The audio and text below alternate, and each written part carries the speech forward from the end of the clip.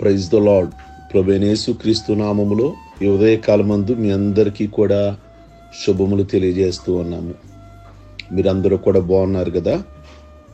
ఈరోజు ఈ ఉదయకాలమందు పరిశుద్ధ గ్రంథము లూకా సువార్త 18వ అధ్యాయము 14వ వచనము. తన్ను తాను హెచ్చించుకునివాడు తగ్గించబడును, తన్ను తాను తగ్గించుకునివాడు హెచ్చించబడును అని యేసుక్రీస్తు ఓ చక్కటి మాట ఆయన మాట్లాడారు. అక్కడ పరిసయ్యుడు, సొంకరి అనే ఇద్దరు వ్యక్తులు దేవుని మందిరంలోకి వచ్చి ప్రార్థిస్తున్నారు. వారి ప్రార్థన విన్న ప్రభు ఆ మాటలు తెలియజేస్తూ ఉన్నారు. పరిసయ్యులు అంటే స్వనీతిపరులు, తామే గొప్పవాళ్లమని భావించేవాళ్ళే, తామే నీతిమంతులమని న్యాయవంతులమని దండోర వేయించుకుంటారు వారు.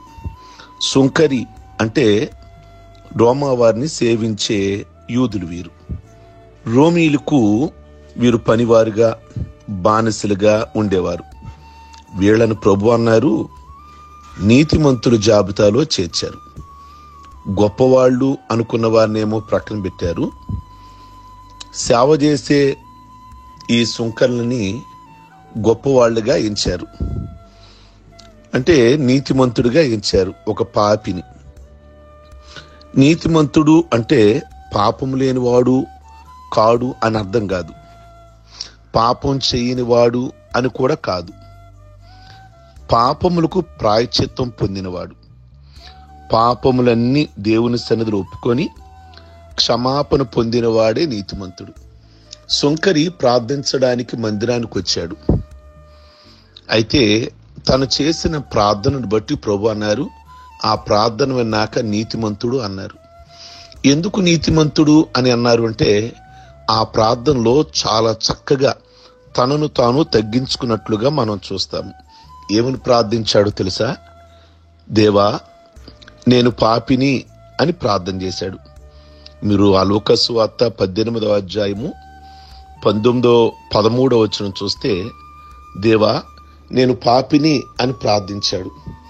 దేవుని మందిరమునకు వెళ్ళినప్పుడు, లేదా నీ గృహములోనైనా లేక దేవుని సన్నిధిలోనైనా ప్రార్థించేటప్పుడు ఫస్ట్ ఎవరైతే వారు పాప స్థితిని తెలుసుకుంటారో, రెండోదిగా దేవుని రక్షణ యొక్క ప్రణాళిక తెలుసుకుంటారు, మూడోది వారు ఎంత దుర్మార్గులో, ఎంత బలహీనుడో, తాను ఎంత భక్తిహీనుడో అని ఆలోచించినప్పుడు అతడు కృంగిపోయి దేవుని సన్నిధిలో పశ్చాత్తాపంతో ప్రార్థిస్తాడు. అది ప్రభువుకు కావాలి. అలాగును కాకుండా పరిసయ్యుడైన వ్యక్తి ప్రతి ప్రార్థనలో తనను తాను హెచ్చించుకుంటూ ప్రార్థిస్తున్నాడు. ఈ ఉదయకాలం ముందు ఈ మాటలు వింటున్న మీరు, మీ ప్రార్థన ఎలా ఉన్నది? పరిసయ్యుడిలాగా మీరే నీతిమంతులుగాను, గొప్పవారుగాను, పరిశుద్ధులుగాను, ఆత్మీయులుగాను భావించుకుంటూ అలాగున ప్రార్థిస్తే ప్రభు ఆ ప్రార్థనకు ఇష్టపడరు. సుంకరి తనను తాను దేవుని సన్నిధిలో పాపిగా గుర్తించాడు. ప్రభు ఇచ్చే రక్షణ నాకు అవసరం, నేను ఎంత భక్తిహీనుడిని, నేను ఎంత బలహీనుడిని, నేను ఎంత దుర్మార్గుడిని అని దేవుని సన్నిధిలో ప్రార్థిస్తూ ఉంటే ఆ ప్రార్థన ప్రభు అంగీకరించారు. అందుకే అన్నారు, అతడు నీతిమంతుడి జాబితాలో చేర్చబడ్డాడు.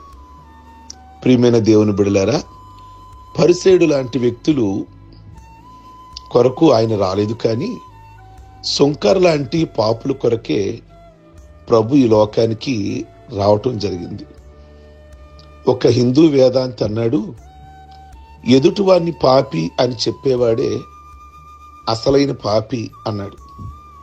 కనుక మనమందరము కూడా పాపం చేసిన వారం, దేవుడు అనుగ్రహించే మహిమను పొందలేనటువంటి స్థితిలో ఉన్నాం.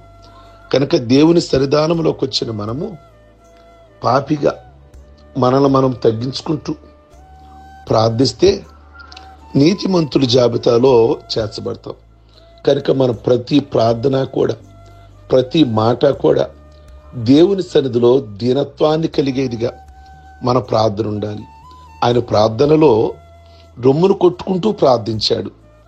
దేవా, నేను పాపిని అని, నేను ఆకాశం వైపు తల ఎత్తడానికి కూడా నేను అర్హుడును కాను అని అంటే, మరో వ్యక్తి, ప్రక్కనే ఉన్న వ్యక్తి పరిసయ్యుడు ఆకాశం వైపు తల ఎత్తి నాలో ఏ పాపము లేదు అన్నట్లుగా తను ప్రార్థించాడు. కనుక ఈ ఉదయకాలమందు మీ ప్రార్థనలు పరిసయ్యుని యొక్క ప్రార్థన వలె గాంభీరముతోనూ ఏమి తప్పు చేయని వారుగాను అలా కాకుండా ఒక సుంకరిలాగా మనను మనం ఎప్పుడైతే తగ్గించుకొని మనం ప్రార్థిస్తామో ఆ ప్రార్థన ప్రభు అంగీకరించి నీతిమంతుల జాబితాలో మన పేరుని నమోదు చేస్తారు. కనుక మన ప్రార్థన కూడా దీనత్వంతో కూడిన ప్రార్థన, పశ్చాత్తాపంతో కూడిన ప్రార్థన మనం చేసేవారుగా, మనం ఎంత గొప్పవారమైనా కావచ్చు, కానీ దేవుని సన్నిధిలోకి రాగానే మనల్ని మనం తగ్గించుకుంటూ, మనల్ని మనము దేవుని సన్నిధిలో పశ్చాత్తాపడుతూ, ఆయన గొప్పగా చేస్తూ మన ప్రతి మాట, మన ప్రతి ప్రార్థన ఉండాలని దేవుని యొక్క వాక్యం సెలవిస్తుంది. కనుక అలాంటి సుంకర లాంటి ప్రార్థనలు మనం దేవుని సన్నిధిలో చేర్చుకుందాం. మన ప్రార్థనలు ప్రభు అంగీకరించునుగాక. ప్రార్థించుకుందాం. సర్వశక్తి కలిగిన మా ప్రభువా, ఇద్దరి ప్రార్థనలు మందిరానికి వచ్చి చేశారు. పరిసయ్యుడు తనను తాను హెచ్చించుకుంటూ ప్రార్థించాడు. సుంకరి అనే వ్యక్తి ఎక్కడికక్కడ తగ్గించుకుంటూ ప్రార్థించాడు. భక్తిహీనుడిగా, తను పాపిగా, నా కొరకు ప్రభు వచ్చారు, నా కొరకు రక్తం చిందించారు, ఆయన రక్తం ద్వారానే నేను పరిశుద్ధుడినయ్యాను అన్నట్లుగా భావించి ప్రార్థిస్తే, ప్రక్కనున్న వ్యక్తి నేను ఏ తప్పు చేయలేదు అన్నట్లుగా అతని యొక్క ప్రార్థన ఉంది. అందుకే మీరు పరిసయ్యుడి ప్రార్థన అంగీకరించడానికి ఇష్టపడలా, సుంకర ప్రార్థనే మీరు ఇష్టపడ్డారు. మాకు సుంకరి ప్రార్థన నేర్పించమని, దీనత్వంతో కూడినటువంటి ప్రార్థన, తగ్గింపుతో కూడినటువంటి ప్రార్థన మాకు నేర్పించమని ఈ ఉదయకాలమందు ప్రార్థిస్తున్నాం. తండ్రి, మీ వందనాలు. ప్రతి ఒక్కరికి కూడా ప్రభువా, విరిగిన హృదయాన్ని, నలిగిన మనస్సును ప్రభువా, కృంగిన మనసుతో మీ సన్నిధిలోకి వచ్చి ప్రార్థించేవారు ఉంచమని ప్రార్థిస్తున్నాం. మీ వందనాలు, స్తోత్రాలు చెల్లిస్తున్నాం. ముఖ్యంగా ఈరోజు 10th క్లాస్ ఎగ్జామ్ స్టార్ట్ అయి ఉండగా ప్రభువా, అయ్యా ప్రత్యేకంగా వారి కొరకు ప్రార్థిస్తున్నాం తండ్రి. అయ్యా ప్రత్యేకంగా వారిని జ్ఞాపకం చేసుకోండి. ఏ బిడ్డలు కూడా ప్రభు ఎక్కడ టెన్షన్ పడకుండా వారి చేతిని మీ చేతిగా పట్టుకొని మంచిగా ఎగ్జామ్స్ రాయించమని ప్రార్థిస్తున్నాం ప్రభు. సంవత్సరం అంతా కష్టపడి చదివారు, ఎక్కడ టెన్షన్ పడకుండా ప్రతి ప్రశ్నకి చక్కటి జవాబు నాయన వ్రాయడానికి మీరే సమయస్ఫూర్తి ఇవ్వండి. చదివిందంతా కూడా జ్ఞాపశక్తి దయచేయండి. వారి చేతిని మీ చేతిగా పట్టుకొని వ్రాయించమని ప్రార్థిస్తున్నాం. మీకే వందనాలు. ఎగ్జామ్స్ హాల్కి టయానికి వెళ్ళడానికి సహాయం చేయండి. ఎక్కడ ట్రాఫిక్ అంతరాయాలు కలగనీయకుండా ఉంచమని ప్రార్థిస్తున్నాం ప్రభువా. మీకు స్తోత్రం. అలాగే మిగిలిన ఎగ్జామ్స్ రాస్తున్న వారందరినీ కూడా, అన్ని క్లాసులు వారిని ప్రభువా, అన్ని సబ్జెక్టుల్లో కూడా ప్రత్యేకంగా బిడ్డలు చదువుకోవాలి, వారి మంచి ఉద్యోగాలు సంపాదించాలి, స్టేట్స్ వెళ్ళాలి ప్రభువా. చాలా మంది ప్రేయర్ రిక్వెస్ట్ కోరారు అయ్యా, మరి అనేకమైన దేశాలు వెళ్ళి జాబ్ చేయాలి, మీ ఆశీర్వాదము వారికి దయచేయమని. ఎవరైతే ఉద్యోగం లేకుండా ఉన్నారో యవనస్తులకి వారికి మెరుగైన ఉద్యోగాలు దయచేయండి ప్రభువా. మెరుగైన చదువులు దయచేయండి. చదువులు ఎక్కడ అంతరాయం కలగనీయకుండా ప్రభువా, వారికి ప్రతి ఒక్క చదువు మీరే ఉన్నతమైన చదువులు చెప్పించి మీ ఆశీర్వాదము మీ బిడల మీద ఉంచండి. ఒక దానియేలులాగా, ఒక యోసేపులాగా ప్రభువా, అయ్యా దేశాలు నేలే అయ్యా నాయకులుగా, అయ్యా మిమ్మల్ని ఎరిగిన బిడలని ప్రభువా, మంచి జ్ఞానం కలిగిన వారుగా, మంచి సైంటిస్టులుగా, మంచి రాజకీయ నాయకులుగా ప్రభువా, మంచి ఆఫీసర్లుగా నాయన ఒక్కసారి మీ బిడలను ఆశీర్వదించమని ప్రార్థన చేస్తున్నాం. మీకే వందనాలు. ప్రతి కుటుంబాన్ని కూడా మీరు దీవించి ప్రతి కుటుంబంలో నెమ్మది కొరకు, సమాధానం కొరకు ప్రార్థిస్తున్నాం ప్రభువా. మేలు చెయ్యండి, మీ ఆశీర్వాదంతో నింపండి. ఈ దినమల్లా వారి ప్రయాణాలన్నీ కూడా మీరు దీవించి, వారు ఏ ప్రోగ్రాం పెట్టుకున్నప్పటికీ కూడా మీరు జ్ఞాపకం చేసుకోండి.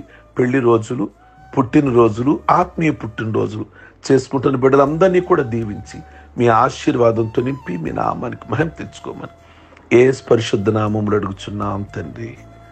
ఆమేన్. మీ అందరికీ ఉదయకాలమందు ప్రత్యేకమైన వందనాలు. God bless you.